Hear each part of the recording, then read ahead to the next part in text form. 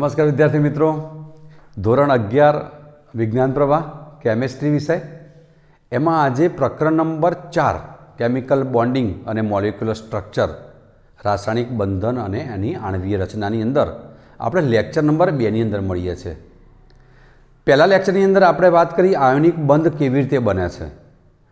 આજે આપણે જે ચર્ચા કરવા જઈ રહ્યા છે આયનિક બંધની અંદર આયનિક બંધની લાક્ષણિકતાઓ લેવાના છીએ, સહસંયોજક બંધ કેવી રીતે બને છે એ પણ સમજવાના છીએ। તો થોડુંક રિવિઝન કરી દઈએ આયોનિક બંધ કેવી રીતે બનતો હતો। આ જે છે લેક્ચર નંબર 2 છે અને લેક્ચર નંબર 2 શરૂ કરતાં પહેલાં આપણી ચેનલને સબસ્ક્રાઈબ કરીશું। અહીંયા લાલ રંગનું જે બટન છે એને સ્પર્શ કરીશું અને બાજુમાં બેલ બટન જે છે એને પણ ટચ કરીશું।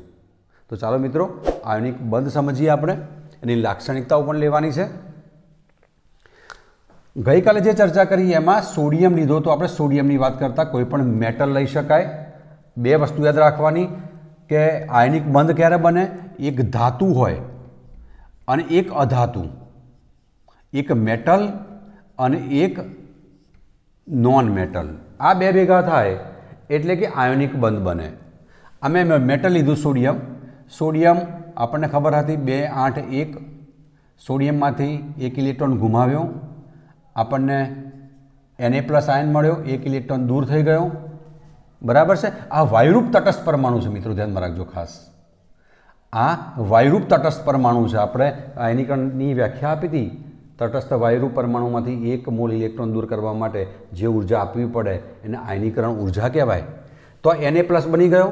એ પ્રમાણે ક્લોરીનની વાત કરીએ તો 17 ઇલેક્ટ્રોન છે, 2 8 7 એટલે 1 ઇલેક્ટ્રોન મેળવશે અને બની જશે Cl- આયન, બરાબર છે। હવે એક Na+ આયન બની ગયો, એક Cl- આયન બને છે, બંને વચ્ચે શું થવાનું, એટ્રેક્શન થવાનું, બંને વાયુ સ્વરૂપમાં છે, ખાસ યાદ રાખીશું। આ Na+ અને આ Cl- બંને આ વાયુ અવસ્થામાં છે અને વાયુ અવસ્થામાં એ લોકો સ્ટેબલ નથી હોતા, સ્થાયી નથી હોતા અને બંને ભેગા મળે છે એટલે નજીક આવે છે, ફોર્સ ઓફ એટ્રેક્શન વધારે છે આ લોકોનું અને બની જાય છે સોલિડ ઘન બની જાય છે। એ ચર્ચા આપણે ગઈકાલે કરી હતી। સોડિયમ ક્લોરાઇડ એ વાસ્તવમાં આયોનિક બંધ નથી, પણ બંને વચ્ચેનું એટ્રેક્શન છે, ફોર્સ ઓફ એટ્રેક્શન સૌથી વધારે છે। તો આપણે ફિઝિક્સમાં તમે ભણો છો કે એટ્રેક્શન એટલે શું, તો ફોર્સ, તો ફોર્સ બરાબર કે કોન્સ્ટન્ટ છે Q1 Q2/r²। હવે Q1 અને Q2 એ શું છે, તો Q1 એ Na+ નો વીજભાર છે, Na+ નો જે વીજભાર છે એ Q1, આનો વીજભાર Na+ નો વીજભાર, એને આપણે શું કહીશું, Q1 કહીશું, અને Cl- ને શું કહીશું, એના વીજભારને શું કહીશું, Q2 કહીશું। આ બંને વચ્ચે ફોર્સ ઓફ એટ્રેક્શન સૌથી વધારે છે ભાગ્યા અંતર। આ બંને વચ્ચેનું અંતર જે છે Na+ અને Cl- આયન વચ્ચેનું જે અંતર છે, ડિસ્ટન્સ, એ ડિસ્ટન્સને આપણે R કહીએ છીએ, તો R છે। R જેટલું ઓછું હશે R Na+ Cl- એટલું એટ્રેક્શન વધારે હશે, નજીક જેટલા આવશે એટલો ફોર્સ વધશે, કારણ કે આ પ્રમાણ કયું છે, વ્યસ્ત પ્રમાણ છે। જો અંતર વધશે, દૂર જશે તો ફોર્સ ઘટશે, એનો મતલબ અહીંયા અંતર નજીક આવશે એટલે ફોર્સ ઓફ એટ્રેક્શન શું થાય છે મિત્રો, એની અંદર વધે છે। આ બાબત ખાસ ધ્યાનમાં રાખજો। ટૂંકમાં આયોનિક બંધ એટલે કે એમની વચ્ચેનું મેક્સિમમ આકર્ષણ બળ છે। તો આ વાત કરી આપણે, કોની વાત કરી, આયનિક બંધની। આયનિક બંધની અંદર આ ખાસ યાદ રાખીશું, વાયુરૂપ તટસ્થ પરમાણુ છે, વાયુ અવસ્થામાં બંને અનસ્ટેબલ હોય છે, નજીક આવે છે અને વાયુના અણુઓ જેમ નજીક આવે એટલે કઈ સ્થિતિ પ્રાપ્ત કરે છે, ઘન અવસ્થા પ્રાપ્ત કરે છે। હવે લઈએ છીએ આપણે એની લાક્ષણિકતાઓ। ભાઈ આયોનિક બંધ ક્યારે બને, બરાબર। આમાં પહેલી તો લીધી આપણે, એક ધાતુ હોય અને એક અધાતુ હોય, બંને વચ્ચે ફોર્સ ઓફ એટ્રેક્શન થાય, બરાબર। હવે બીજી બાબતની વાત કરીએ કે બીજી લાક્ષણિકતાની વાત કરીએ કે જે કોઈ પણ ધાતુ હોય, મેટલ, કોઈ પણ ધાતુ લઈએ આપણે, એના માટે હું હવે એમ જ લખીશ, એમ ફોર મેટલ। આ એમ મેટલ છે, એમાંથી M+ આયન બનવાનો પ્લસ 1 ઇલેક્ટ્રોન મુક્ત થવાનો, એમનેમ તો થશે નહીં, ઉર્જા આપવી પડશે આપણે। તો અહીંયા આપણે જે ઉર્જા આપીએ છીએ એને ΔH આયોનાઇઝેશન ઉર્જા કહીએ છીએ, આયનીકરણ શક્તિ પણ કહેવામાં આવે એને, આયનીકરણ ઉર્જા કહીએ છીએ, શક્તિ પણ કહેવાય એને। જેટલી ઓછી ઉર્જા આપીએ આપણે જેટલી ઓછી ઉર્જા આપીએ એટલો એ ધનાયન કેવો હોય, સારો ગણી શકાય. એટલે ઉર્જા ઓછી, જેટલી ઉર્જા ઓછી આપીએ, જેટલી ઉર્જા ઓછી આપીએ આપણે, ઓછી આપીએ તેટલો એ સારો ધનાયન, સારો પોઝિટિવ. એટલે ધનાયનને શું કહેવાય? બીજું કેટાયન પણ કહેવાય. ધનાયન એટલે કેટાયન બની શકે. આ ધ્યાનમાં રાખજો. ઉષ્મા આપીએ છે એનો મતલબ ઉષ્મા શોષક પ્રક્રિયા છે. ઉષ્મા કેવી પ્રક્રિયા છે? ઉષ્મા શોષક. આપણે આના ઉષ્મા આપીએ છીએ ને આ સ્વીકારે છે, એને ઉષ્મા શોષક પ્રક્રિયા કહેવાય. તો અહીંયા હું બાજુમાં નોંધ કરું છું કે બાજુમાં કઈ નોંધ કરી છે ધ્યાનમાં રાખજો ખાસ, કે ભાઈ આયનીકરણ ઉર્જા ઓછી હોય એ સારો કેટાયન કહી શકાય. બીજી બાબત લઈએ, હું ક્લોરીનની વાત કરું, એટલે કે ક્લોરીનમાં તમે શું લેશો? હેલોજન લઈએ તો એ ચાલે, અથવા એક્સ લઈ લો, અથવા એને હેલોજન પણ કહેવાય. આ Cl પ્લસ એક ઇલેક્ટ્રોન મેં કોમન માટે લખ્યું, આ એક્સ માઇનસ થયો, આ Cl માઇનસ આયન થયો. જ્યારે ક્લોરીનની રચના કેવી હતી આપણે જાણીએ છીએ, 2 8 7, એક ઇલેક્ટ્રોન ખૂટે છે. એટલે જ્યારે એક ઇલેક્ટ્રોન સ્વીકારશે એ વખતે ઉર્જા મુક્ત થશે અને એ ઉર્જાને ઇલેક્ટ્રોન પ્રાપ્તિ એન્થાલ્પી કહેવાય. ઇલેક્ટ્રોન પ્રાપ્તિ એન્થાલ્પી. બરાબર? શું કહીશું આપણને? ઇલેક્ટ્રોન પ્રાપ્તિ enthalpy. Delta H EG electron gain enthalpy આપણે અગાઉના લેક્ચરમાં, અગાઉના ચેપ્ટરમાં સમજ્યા છે આપણે. તો જેટલી ઉર્જા વધારે મુક્ત થશે, આ ઉષ્માક્ષેપક પ્રક્રિયા છે. આ કઈ કહેવાય? ઉષ્માક્ષેપક. ઉષ્માક્ષેપક પ્રક્રિયા છે. આ કઈ હતી? ઉષ્મા શોષક પ્રક્રિયા હતી. ઉષ્મા શોષક. આ કેવી છે? ઉષ્માક્ષેપક. જેટલી ઉર્જા વધુ ઉત્પન્ન થશે, જેટલી ઉર્જા વધુ ઉત્પન્ન થાય તેટલો સારો, સારો એટલે સારોનો મતલબ એનું આયનિક કેરેક્ટર વધારે હોય એમ. તેટલો સારો એનાયન એટલે ઋણાયન, તેટલો સારો ઋણાયન કહી શકાય. એટલે 2 મુદ્દા લઈ લીધા આપણે. એક તો કયો મુદ્દો લીધો કે ભાઈ આયનીકરણ શક્તિ કેવી હોવી જોઈએ? આયનીકરણ શક્તિ મિનિમમ હોવી જોઈએ, આ ઓછી હોવી જોઈએ. પછી ઇલેક્ટ્રોન પ્રાપ્તિ એન્થાલ્પી કેટલી હોવી જોઈએ? પ્રાપ્તિ એન્થાલ્પી વધુ હોવી જોઈએ, મેક્સિમમ હોવી જોઈએ. ખ્યાલ આવે છે મિત્રો? આ થોડુંક ડિટેલમાં શા માટે ચલાવીએ છીએ કે જ્યારે નીટ અને JEEમાં આવા પ્રશ્નો પૂછાય તો આપણને કોઈ તકલીફ ના પડે. હવે આ 2 ભેગા થયા, Na પ્લસ અને Cl માઇનસ, બંને અત્યારે હાલ ગેસિયસ સ્વરૂપમાં છે અને બંનેમાંથી શું ઉત્પન્ન થાય છે? NaCl સોલિડ ઉત્પન્ન થાય છે. અને ઘન પદાર્થ છે, એની ચોક્કસ રચના હોય. એટલે કે જ્યારે NaCl બને છે એટલે પાછી ઉર્જા ઉત્પન્ન થાય છે. આ જે ઉર્જા ઉત્પન્ન થાય છે અને આ ઉર્જાને બહુ જ અગત્યની બાબત જે છે, આ ઉર્જાને કહીશું આપણે લેટાઇસ એનર્જી. શું નામ આપીશું? લેટાઇસ એનર્જી, લેટાઇસ ઉર્જા. તો આ એક વ્યાખ્યા બરાબર યાદ રાખજો. જ્યારે વાયુરૂપ ધનાયન અને વાયુરૂપ ઋણાયન ભેગા થઈને ઘન સોલિડ સંયોજન એટલે ઘન પદાર્થ જ્યારે બનાવે NaCl ત્યારે ઉર્જા ઉત્પન્ન થાય છે અને આ ઉર્જાને શું કહેવામાં આવે છે? લેટાઇસ ઉર્જા. અને જેટલી વધારે ઉર્જા ઉત્પન્ન થાય એટલો આ બોન્ડ કેવો બને? મજબૂત બને. NaCl આયોનિક બોન્ડ કેવો બને? મજબૂત. જેટલી લેટાઇસ ઉર્જા વધારે એટલો NaCl કેવો કહેવાય? તો કોઈ પણ આયોનિક કમ્પાઉન્ડ કેવો? વધારે સ્ટ્રોંગ બને, વધારે પ્રબળ બને. ટૂંકમાં જેટલી ઉર્જા મુક્ત થઈ જાય છે તો એ બંધને તોડવા માટે આનાથી ઉલટું વિચારીએ. ઉર્જા શું થઈ ગઈ? મુક્ત થઈ ગઈ. તો પછી એ બંધને તોડવા માટે પાછી બીજી આપણે શું કરવી પડે? વધારે ઉર્જાની પણ જરૂર પડે. એટલે આ ખાસ ધ્યાનમાં રાખવાનું છે. કારણ એટલું જ યાદ રાખીશું ખાલી, ભાઈ લેટાઇસ એનર્જી ક્યાં ન કહેવાય. જેટલી લેટાઇસ એનર્જી વધારે ઉત્પન્ન થાય છે એટલો બોન્ડ કેવો બને છે? કહે છે સ્ટ્રોંગ બોન્ડ બને છે. ખ્યાલ આવે છે? તો આ થઈ ગઈ લેટાઇસ એનર્જીની વાત કરીએ આપણે. હવે 3 બાબતો ખાસ લેવાની છે આપણે. ફરી એકવાર, આયનીકરણ શક્તિ ઓછી હોવી જોઈએ, ઇલેક્ટ્રોન પ્રાપ્તિ એન્થાલ્પી વધારે હોવી જોઈએ અને લેટાઇસ એનર્જી કેવી હોવી જોઈએ? એની મેક્સિમમ હોવી જોઈએ. બરાબર? તો આ છે એની લાક્ષણિકતાઓ આયોનિક બંધ બનવાની. હવે આપણે બીજી એક બાબત કરીએ છીએ કે કેટલીક વખત પ્રશ્નો પૂછાય છે કયો બંધ વધારે આયોનિક, કયો બંધ વધારે પ્રબળ અને કયો ઓછો પ્રબળ. એટલે આયોનિક કેરેક્ટર પણ આવે છે એની અંદર કે ભાઈ કયો બંધ વધારે છે પ્રબળ અને કયો બંધ ઓછો પ્રબળ છે. એના માટે બે મુદ્દા હું તમને જરા નોંધ કરાવું, એ નોંધ કરી લો. પહેલાં આપણે પ્રકરણ 3માં આવર્ત અને સમૂહની અંદર વાત કરી હતી, ધાતુ ગુણ અને અધાતુ ગુણ. તો આ નોંધ કરી રાખીએ. સમૂહમાં આ સમૂહ લઈએ આપણે, દાખલા કે lithium, sodium, potassium, rubidium, caesium. ઉપરથી નીચે તરફ જતા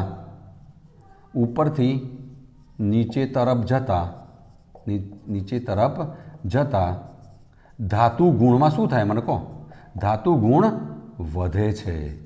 તો આમાં સૌથી વધારે મેટાલિક કેરેક્ટર એટલે ધાતુ ગુણ કોનો સૌથી વધારે હશે? સીઝિયમનો સૌથી વધારે ધાતુ ગુણ છે. ઉપરથી નીચે તરફ જતા ધાતુ ગુણ વધારે છે. અધાતુની વાત કરીએ, આ પહેલો સમૂહ હતો. આ 7મા સમૂહની વાત કરીએ, અધાતુ ગુણ. Fluorine, chlorine, bromine, iodine. ચલો ઉપરથી નીચે તરફ જતા, આમાં ઊંધું, ઉપરથી નીચે તરફ જતા, ઉપરથી નીચે તરફ, ઉપરથી એટલે કઈ ધાબા ઉપરથી નહીં, સમૂહમાં ઉપરથી નીચે તરફ જતા અધાતુ ગુણ, સમજો, અધાતુ ગુણ ઘટે છે. અહીંયા વધે છે, આ ઘટે છે. એનો મતલબ સૌથી વધારે અધાતુ કોણ છે? ફ્લોરિન. સૌથી વધારે ધાતુ કોણ છે? આ બાજુ સીઝિયમ. ઉપરથી નીચે તરફ જતા ધાતુ ગુણ વધે. આપણે શા માટે કરીએ છીએ? કારણ કે પ્રબળતા જોવી છે, કોણ વધારે આયોનિક છે. આયોનિક બંધ ક્યારે બને? એક ધાતુ હોય અને એક અધાતુ હોય ત્યારે. હવે આપણે લઈએ છીએ એક પ્રશ્ન લઈએ છીએ, અથવા એક બીજો એક મુદ્દો નોંધી લો.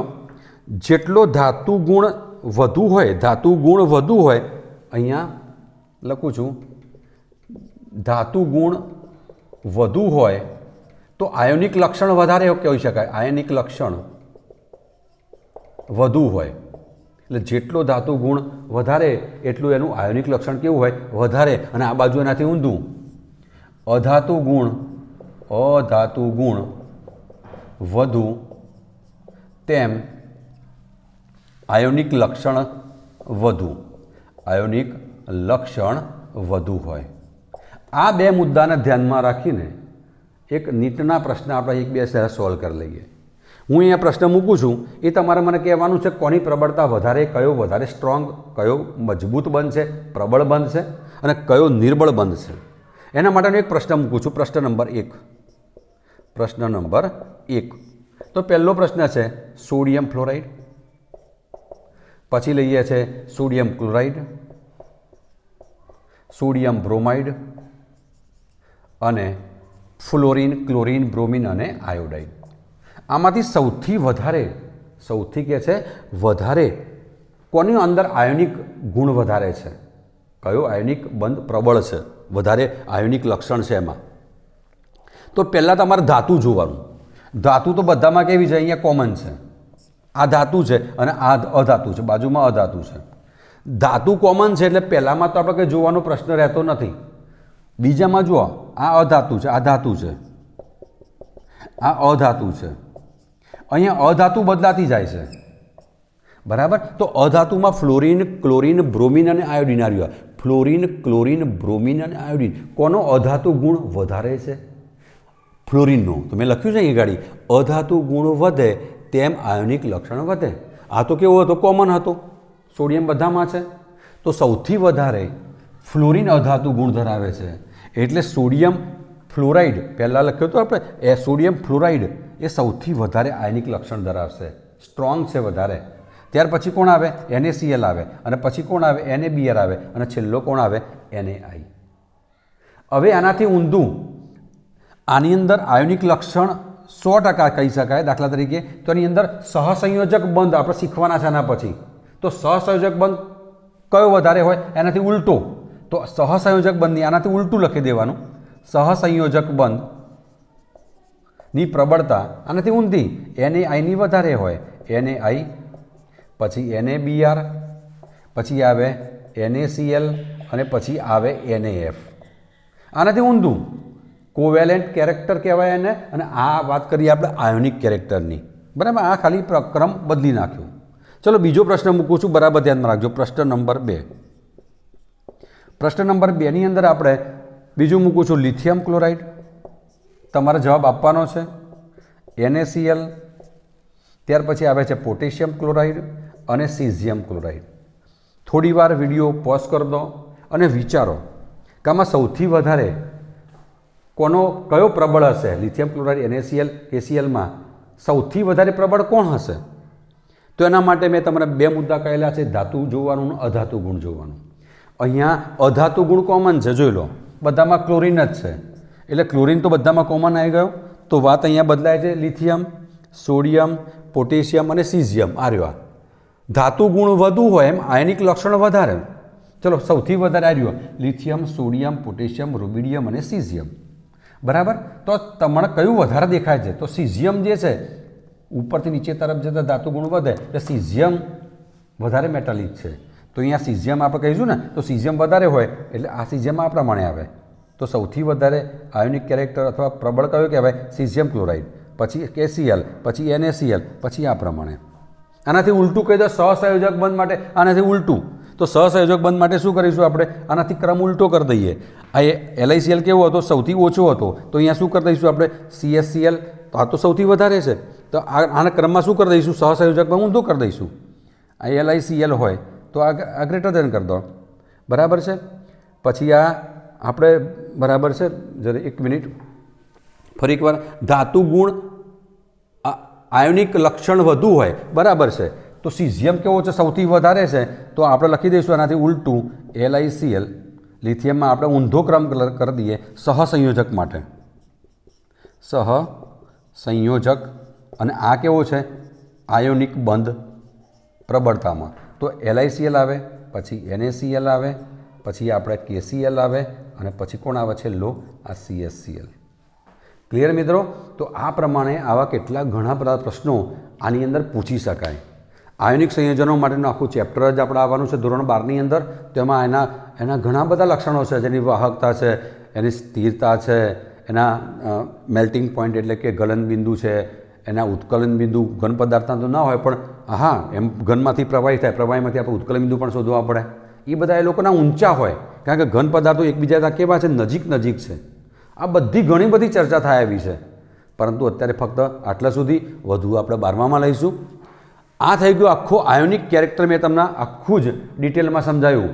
પછી આયોનિક કેરેક્ટર કેટલાક સંયોજનો એવા હોય છે એમાં સહસંયોજક લક્ષણ હોય, તો એ બધા હું તમને ફઝાન રૂલ દ્વારા હું તમને એક આખો અલગ વિડીયો બનાવીશ અને એમાં બતાવીશ ફઝાન રૂલ દ્વારા એની અંદર સહસંયોજક લક્ષણ કેટલું છે. કોઈપણ આયોનિક સંયોજન 100% હોય એમાં કેટલીક વખત 10% સહસંયોજક આવે, 20% સહસંયોજક લક્ષણ આવી શકે. તો એ બધા જે મુદ્દા છે, જે અને JEE અને નીટ ઉપર આધારિત પ્રશ્નો એક આપણે અલગ કરીશું. હવે લઈએ છીએ આપણે સહસંયોજક બંધ કોને કહેવાય. બરાબર, નોંધવું તો જરા નોંધી લો. આ બધું બહુ સૌથી અગત્યનું છે. આ બધું હવે લઈએ છીએ મિત્રો આપણે સહસંયોજક બંધ. એને કહેવાય કોવેલેન્ટ બોન્ડ. સહસંયોજક બંધ કોને કહેવાય? સહસંયોજક બંધ ક્યારે આવડે? મેં ગયા લેક્ચરમાં તમને બિંદુ રચના શીખવાડી હતી. દરેક તત્વોના બિંદુ એટલે કે સંયોજકતાના ઇલેક્ટ્રોન કેટલા છે એ તમને સમૂહ ઉપરથી મેં તમને કહ્યું હતું. જો પહેલો સમૂહ હોય તો એક જ બિંદુ હોય, બિંદુ એટલે સંયોજકતાના ઇલેક્ટ્રોન. બીજો સમૂહ હોય તો 2 જ હોય, 13મો હોય એટલો 3 હોય તો ત્રીજો હોય એટલો 3 કહેવાય, 7મો હોય તો 7 કહેવાય. આ બધું એક વખત રિમાઇન્ડર કરી દેવું પડે તો તમને કામ કરવાની મજા આવે.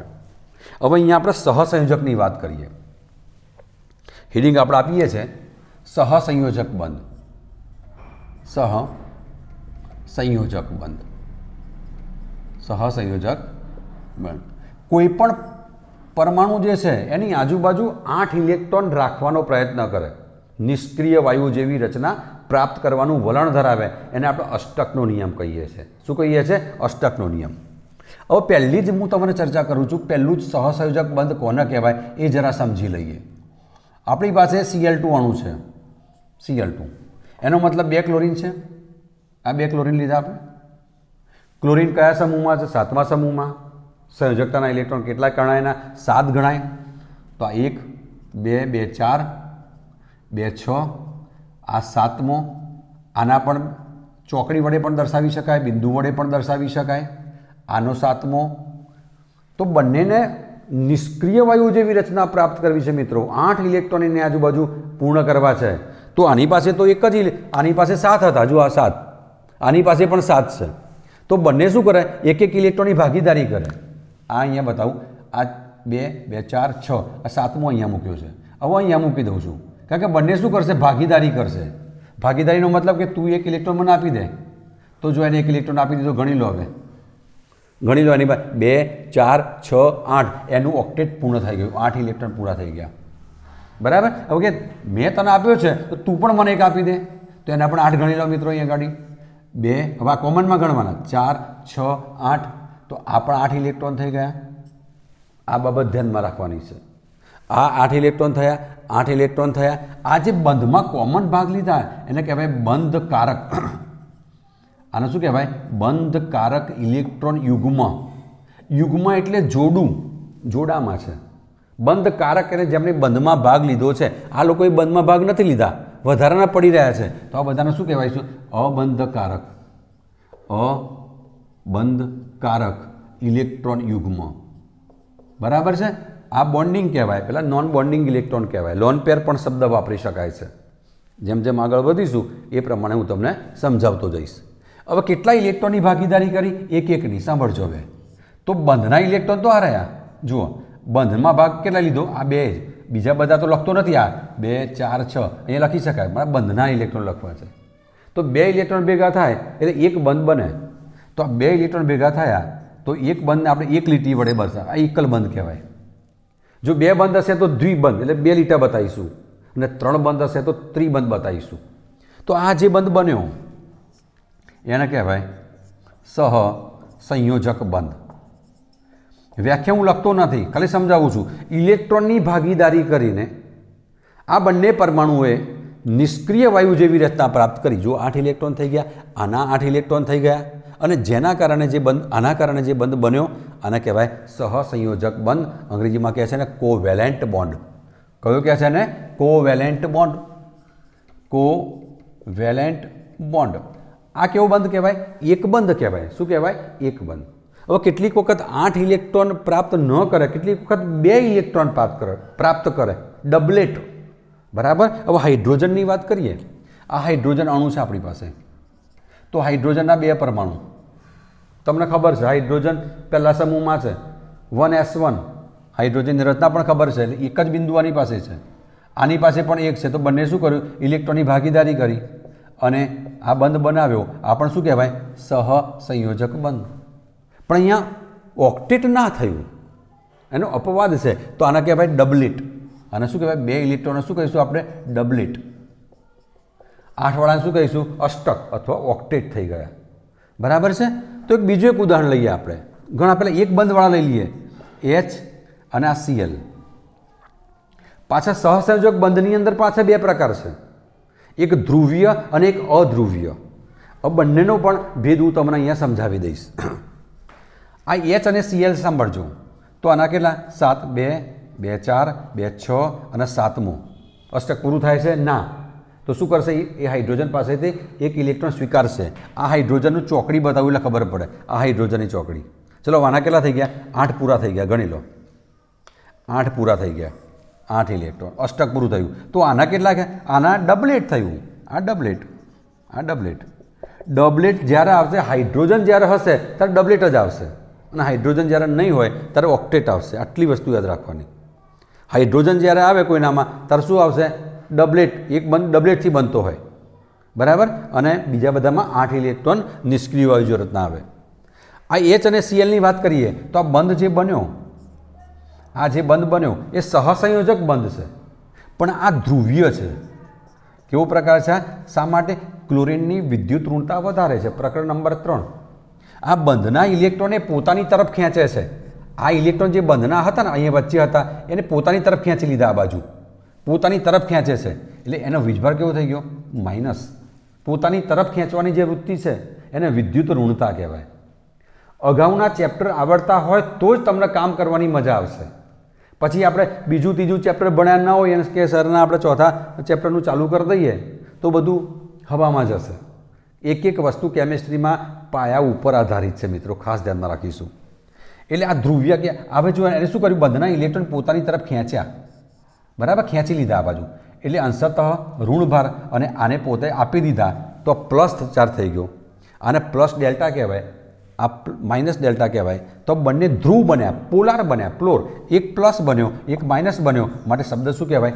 ધ્રુવીયતા કહેવાય ને. શું કહેવાય? ધ્રુવીયતા. આને કહેવાય પોલારિટી. અગાઉ આપણે ટોપિક આવવાનો છે ધ્રુવીયતાનો, એટલે અત્યારથી સમજી લઈએ એટલે આપણને ખબર પડે. તો આ ધ્રુવીય કહેવાય. HCl કેવો કહેવાય? ધ્રુવીય. HF કેવો કહેવાય? ધ્રુવીય. પણ Cl2 કેવું કહેવાય? આ Cl2 અણુ. તો એક નોંધ કરી દેજો, જેની અંદર બંને પરમાણુ સમાન હોય, જેની અંદર બંને પરમાણુ સમાન હોય એ હંમેશા અધ્રુવીય હોય. કોઈ ધ્રુવ થાય જ નહીં, કારણ કે બંનેની વિદ્યુત ઋણતા સમાન છે એ ગાડી, એટલે કોઈ કોઈના ઇલેક્ટ્રોન ખેંચવાનું નથી. તો આની ધ્રુવીયતા 0 થાય. આ ધ્રુવીય નથી, અધ્રુવીય છે. અને ધ્રુવીયતાને આપણે ડીબાઈ વડે દર્શાવવાના છે, ડીબાઈ. તો આની ધ્રુવીયતા 0 થાય. આના ચોક્કસ મૂલ્યો હોય એના. જ્યારે ટોપિક આવશે ત્યારે બધા મૂલ્યો હું તમને બતાવીશ. બે પ્રકાર થઈ ગયા. કયા કયા? સહસંયોજકના બે પ્રકાર લીધા આપણે. કયા કયા? એક ધ્રુવીય, કે જેમાં ધ્રુવો ઉત્પન્ન થાય, કે બે પરમાણુ અસમાન હોય, બંને પરમાણુની વિદ્યુત ઋણતા જુદી જુદી હોય અને સહસંયોજક બંધ બને. એ કેવું બને? ધ્રુવીય. બંનેની વિદ્યુત ઋણતા સરખી હોય, સમાન પરમાણુ. Cl2 લઈએ, પછી O2 લઈએ, આપણે O2 લેવાના છે, પછી N2 લઈએ. બંને જ્યારે જ્યારે સમાન આવે ત્યારે બધા જ કેવા કહેવાશે? અધ્રુવ્ય કહેવાશે મિત્રો. કેવા કહેવાશે? અધ્રુવ્ય. આ કેવા કહેવાશે? બધા અધ્રુવ્ય કહેવાશે. સાથે સાથે આપણે બિંદુ રચના પણ શીખીએ છીએ અને બંધ પણ શીખીએ છીએ. નોંધી લો આ બધી બાબતો. ત્યાર પછી લઉં છું અહીંયા બીજા પણ લઈ લઈએ. જે CCl4 લઈએ. ચલો નેક્સ્ટ થોડાક લઈએ. એક બંધવાળા પહેલાં લઈ લઈએ, કે જેના કારણે આપણી બિંદુ રચના પણ આપણને આવડી જાય. બરાબર? ઘણા બધા છે આપણી પાસે. એક બંધ પણ બને અને દ્વિબંધ પણ બને. એક બંધ પણ બને અને દ્વિબંધ પણ બને. એક લઈ લઉં બીજું CH4. અહીંયાથી શરૂઆત કરીએ આપણે. CH4 methane. તો મિથેન એટલે આ એક કાર્બન, આ બાજુ હાઇડ્રોજન, આ બાજુ હાઇડ્રોજન, આ બાજુ હાઇડ્રોજન. કાર્બનના કેટલા બિંદુ મિત્રો? 4. કેટલા? 4. આ એક હાઇડ્રોજન, સોરી, આ એક કાર્બનનું એક હાઇડ્રોજન, એક કાર્બન એક હાઇડ્રોજન, એક કાર્બન એક હાઇડ્રોજન, એક કાર્બન એક હાઇડ્રોજન. મેં ચોકડી બતાવીએ હાઇડ્રોજનની અને બિંદુ બતાવીએ કાર્બનના. તમે બંનેના બિંદુ બતાવો તો એ ચાલે, આ તો અલગ પડે એટલા માટે. ચલો હવે આ કેવું બંધ બન્યું જોજો. આ C, આ બે બિંદુ ભેગા થાય એટલે એક લીટું કરવાનું. એ પ્રમાણે દરેક જગ્યાએ એક આ બંધ બન્યો. તો આ બંધ બન્યો મિથેનનો, CH4. શું બની ગયું? આ મિથેન, CH4. તો આ એની બિંદુ રચના થઈ ગઈ અને એની અંદર 1, 2, 3 અને 4 સહસંયોજક બંધ બન્યા. ઇલેક્ટ્રોનની ભાગીદારીને કારણે બનતા બંધને શું કહેવાય? સહસંયોજક બંધ. આના જેવો બીજો લઈએ. CCl4, carbon tetrachloride. C અહીંયા લખું છું, આ C, અહીંયા Cl, આ Cl, આ Cl, આ Cl. ક્લોરીનના બિંદુ કેટલા? 7. ભૂલતા નહીં. ક્લોરીનના કેટલા? 7 બતાવી દઉં.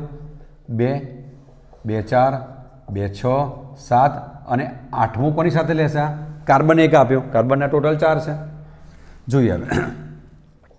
2, 2, 4, 2, 6, 7 અને 8મો એટલે કે આ કાર્બનનો. કાર્બનના ટોટલ 4 છે. ભાગીદારી કરી. આના 7 ઇલેક્ટ્રોન હતા, એક ખૂટતો હતો તે કાર્બને આપ્યો.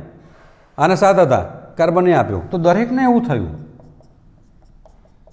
જોઈએ દરેકને. તો આને પણ કાર્બન, કાર્બનના 4 પૂરા થઈ ગયા. ચેક કરી લો કાર્બનના. હવે બધાના અષ્ટક પૂરા થયા. ચેક કરીએ. અષ્ટક એટલે 8 ઇલેક્ટ્રોન. હવે એ જોઈએ છીએ આપણે 8 ઇલેક્ટ્રોન પૂરા થયા કે નહીં. જરા જોઈ લઈએ. આ ક્લોરીનના ગણો, ગણી લો. 8, 2, 4, 6 અને આના સાથે 8. આના પણ કેટલા? 8. એટલે 8 ઇલેક્ટ્રોન થયા. આ પણ 8 ઇલેક્ટ્રોન થયા. આ પણ 8 ઇલેક્ટ્રોન થયા. આ પણ 8 ઇલેક્ટ્રોન થયા. તો બધાનું અષ્ટક પૂરું થયું. હવે કાર્બનનું જોવાનું. તો કાર્બનના કયા છે ગણવાના? કાર્બનના હું અહીંયા બતાવું છું, જોજો ખાસ. આ રહ્યા 2, આ 2 કાર્બનના. પછી આ બાજુના આ 2, 4, 4 ને આ બાજુના બતાવું છું. આ 6, 6 ને આ બાજુ થોડુંક બતાવી દઈએ એટલે 1 આ રહ્યા. 6 ને 2, 8 થઈ ગયા મિત્રો. અહીંયા બતાવી દઈએ આ રહ્યા. તો 8 થઈ ગયા. ગણી લો. 2 આ ભાગીદારીવાળા, 4 આ 6, 8. આ બંધકારક કહેવાય શબ્દ. બંધમાં ભાગ લીધો છે. કેટલાય બાદ 4 યુગ્મો છે બંધકારક અને બાકીના બધા કેવા છે? અબંધકારક. એ ગણતા શીખીશું। અગાઉના ટોપિકમાં આપણે આવવાનો જ છે, એ વખતે આપણે બંધકારક પણ છૂટા પાડીશું, અબંધકારક પણ છૂટા પાડીશું। અહીંયા 1 2 3 4 બંધકારક છે, 4 બંધકારક ઇલેક્ટ્રોન યુગ્મ, અને બાકીના કેવા 1 2 3 3 ગુણ્યા 4 12 કેવા છે, 12 અબંધકારક ઇલેક્ટ્રોન યુગ્મ। ટોટલ કેટલા થાય મિત્રો? 16 યુગ્મ થયા। કેટલા થયા? 16 યુગ્મ થયા। 16 યુગ્મ થયા એટલે ઇલેક્ટ્રોન કેટલા કહેવાય? 16 ગુણ્યા 2, સોરી 16 યુગ્મ એટલે 16 ગુણ્યા 2, એક યુગ્મમાં 2 હોય એટલે 16 દુ કેટલા થઈ ગયા? 32। તો આની આજુબાજુ 32 ઇલેક્ટ્રોન હોવા જોઈએ। કેવી રીતે? કાર્બનના કેટલા? 4, સંયોજકતાના ઇલેક્ટ્રોન જ ગણવાના। 4 Cl, 4 કૌંસમાં 1 ક્લોરીનના કેટલા? 7, 4 વત્તા 7 ચોક 28, તો ટોટલ કેટલા થયા? 32। તો આ 32 ના 32 સરવાળો મળી ગયો। જો કદાચ તમારે એક જ બિંદુ લખવાનું રહી ગયું હોય તો ખબર પડે, એટલે આ પ્રમાણે તમારે ટેલી કરી દેવું પડે, બરાબર। આ એક બંધવાળાની મેં વાત કરી। હવે કેટલાક લઈએ છીએ દ્વિબંધવાળા, એને બહુબંધ શબ્દ વાપરેલો છે, બરાબર। હવે હું બહુબંધની વાત કરીશ કે કેટલીક વખત અષ્ટક પૂરું કરવા માટે ડબલ બોન્ડની જરૂર પડે। કેવા સંજોગોમાં પડે ચેક કરીએ આપણે। અહીંયા લઈએ આપણે O2, તો O2 પહેલી તો વસ્તુ ધ્રુવ્ય કહેવાય કે અધ્રુવ્ય? બંને સમાન છે, અધ્રુવ્ય, પહેલો જ પોઈન્ટ। બંનેને લાઈનમાં મૂકી દઈશું, આ મૂક્યા। હવે પહેલી બાબત, ઓક્સિજનના કેટલા બિંદુ? કોઈ ઓક્સિજનના કેટલા? 6, તો મેં અહીંયા મૂક્યા 1 2 3 4 5 6, બરાબર। હવે આના પણ કેટલા? 6, ચોકડી બતાવી 2 2 4 અને 2 6, બરાબર ને? કેટલા થઈ ગયા? આના 2 4 6, 2 4 6, દરેકને શું કરવું પડે? અષ્ટક પૂરું કરવું પડે। એટલે કેટલા ઇલેક્ટ્રોનની ભાગીદારી કરશે? 6 છે એની પાસે, 7 હતા તો 1 સ્વીકારતો, તો 6 તો કેટલા સ્વીકારશે? 2। તો આને શું કહ્યું ઓક્સિજન? તું મને 2 આપી દે, તને 2 ઇલેક્ટ્રોન આપી દે, જોઈ લો। તો ટોટલ કેટલા થઈ ગયા? 8 ઇલેક્ટ્રોન। કે તું એ મને 2 આપી દે, તો એને પણ હવે ગણી લો, આ બંધ કરી દો, તો 2 4 6 8, આના પણ કેટલા થઈ ગયા? 8। તો કેટલા યુગ્મએ ભાગ લીધો? 2 યુગ્મએ ભાગ લીધો। તો O 2 યુગ્મ, એક યુગ્મ એટલે એક બંધ, બીજું યુગ્મ એટલે બીજો બંધ, ડબલ બોન્ડ થઈ ગયા। આના કહેવાય બંધકારક, યુગ્મ 2 છે, અને આ બધા કેવા કહેવાય? અબંધકારક। આ જે છે 2 ને 2 4, આ ચોકડીવાળા મેં અલગ બતાવ્યા, ના બતાવો તો એ ચાલે, સીધું O double bond O। Clear? તો ઓક્સિજન વચ્ચે કેટલા આવે? દ્વિબંધ આવે। 9મા 10મામાં તમે ભણી ચૂકેલા છો। ત્યાર પછી આવે છે નાઇટ્રોજનની વાત કરીએ। નાઇટ્રોજન, તો નાઇટ્રોજનના સંયોજકતાના ઇલેક્ટ્રોન કેટલા એ ખબર હોવી જોઈએ। 5મા સમૂહમાં છે, 15મા સમૂહમાં, એટલે 15માંથી 10 બાદ કરો તો એ 5 મળે।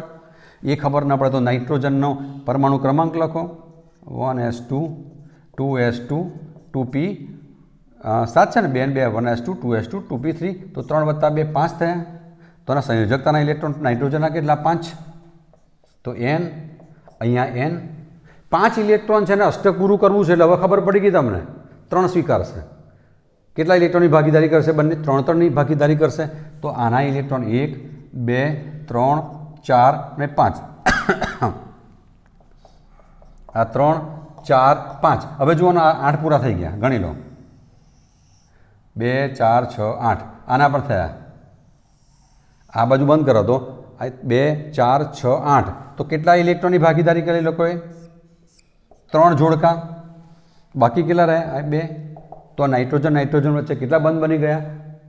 3 બંધ બન્યા। તો આપણે એક બંધની વાત કરી, દ્વિબંધની પણ વાત કરી, અને બીજી કઈ બાબત કરી? ત્રિબંધની પણ બાબતની ચર્ચા કરી। હજી પણ બીજા આપણે જરા જોઈ લઈએ। કાર્બન મોનોક્સાઇડની વાત કરીએ છીએ। કાર્બન મોનોક્સાઇડ, આવતીકાલે હું તમને બિંદુ રચના આ લખવાના નિયમો સહિત લેક્ચર આપીશ। બધા જુદા જુદા મોટા મોટા અણુઓ છે, આયનો છે, એની આપણે શું લખવાના છે આવતીકાલે? બિંદુ રચના આવી જ, બરાબર।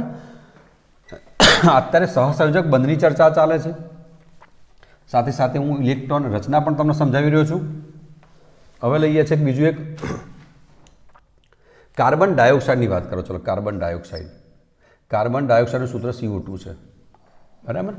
તો એક C લો, એક O લો, આ એક O લો, આમ તો વાસ્તવમાં નિયમો કાલ આપીશ, જેની વિદ્યુત ઋણતા ઓછી હોય એને વચ્ચે રાખવાનું, અમે વચ્ચે જ આવે ને આજુબાજુ ઓક્સિજન છે, બરાબર. એ નિયમો કાલે હું લખાવીશ, કાલના લેક્ચરમાં છે.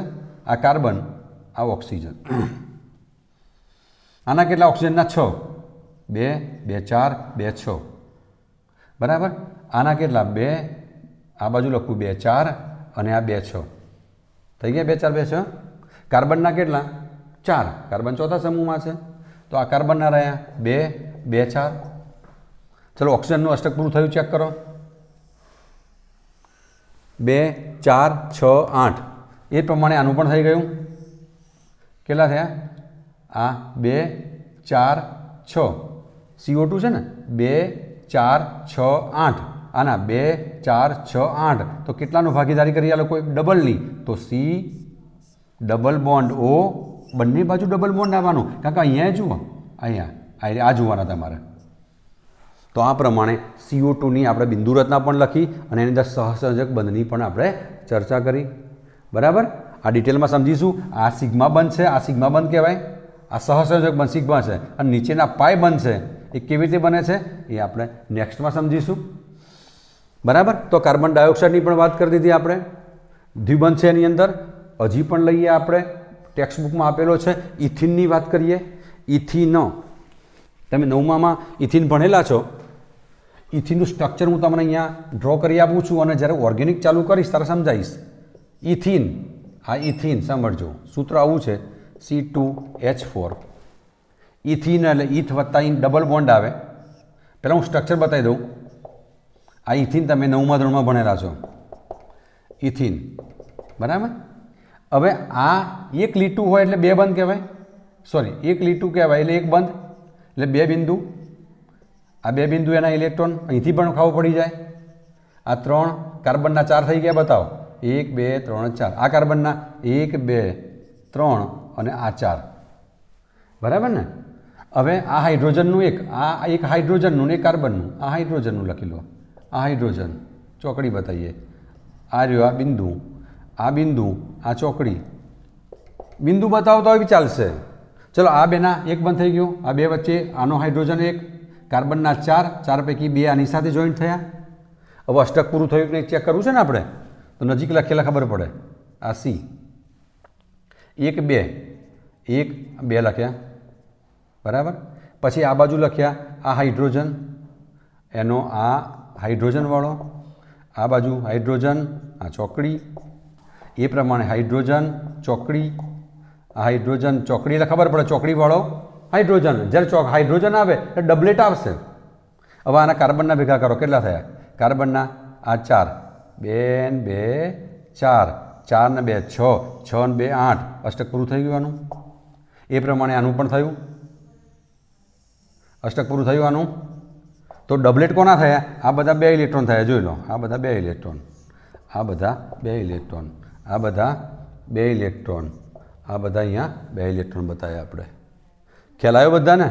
તો આ પ્રમાણે બિંદુ રચના પણ સમજ્યા આપણે, અને સહસંયોજક બંધની રચના પણ કરી લીધી છે.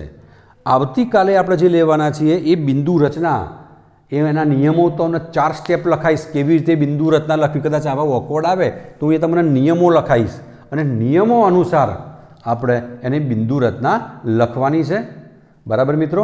તો આજે આપણે અહીંયા આજે એક હજી પણ લઈ લઈએ, થોડીક તમને પ્રેક્ટિસ થાય. H2Oની વાત કરીએ. H2O ઓક્સિજન, આ હાઇડ્રોજન, આ હાઇડ્રોજન. તમે જાતે બનાવી શકો છો. ઓક્સિજનના કેટલા બિંદુ મિત્રો? 6. છઠ્ઠો સમૂહ હાઇડ્રોજનનો કેટલો? 1. જો આ હાઇડ્રોજનનો 1, આ હાઇડ્રોજનનો 1, આ ઓક્સિજનનો 1, આ ઓક્સિજનનો અહીંયા લખું છું, આ ઓક્સિજનનો 1, આ ઓક્સિજનનો 1, આ હાઇડ્રોજનનો. તો આ 2 બંધ, આ બધો બંધ બની ગયો. હવે ઓના કેટલા હતા? 6. 6માંથી 2 વપરાઈ ગયા, તો 2 બાજુમાં બતાવી દો. આ 2 વધારાના રહ્યા, અને જે વધારાના પડી રહે ને એને કહેવાય અબંધકારક ઇલેક્ટ્રોન યુગ્મ. શું કહેવાય ને? અબંધકારક. આને બંધમાં ભાગ લીધો, જુઓ IH, આ સહસંયોજક બંધ બન્યો, અને આ જે વધારાના પડી રહ્યા એને હું આ પ્રમાણે બતાવું છું. આને શું કહેવાય? અબંધકારક ઇલેક્ટ્રોન યુગ્મ. તો આવા ઘણા બધા અણુઓની આપણે આવતીકાલે શું લખવાના છીએ? બિંદુ રચના હું લખતા આવતીકાલે શીખવાડવાનો છું. પછી બીજું નિયમનિષ્ઠ ભાર પણ સમજાવીશ. ફોર્મલ ચાર્જ અણુઓના કેવી રીતે શોધાય છે એ પણ આપણે આવતા લેક્ચરમાં આવતીકાલે આપણે સમજવાના છીએ. બરાબર મિત્રો, વિડીયો ગમ્યો હોય તો અવશ્ય લાઇક કરજો. લાઇક કરતા નથી, કંજુસાઈ કરો છો હજી. અને વધુમાં વધુ જે વિદ્યાર્થીઓ છે એમને તમે શેર કરજો. Thank you very much. Good bye.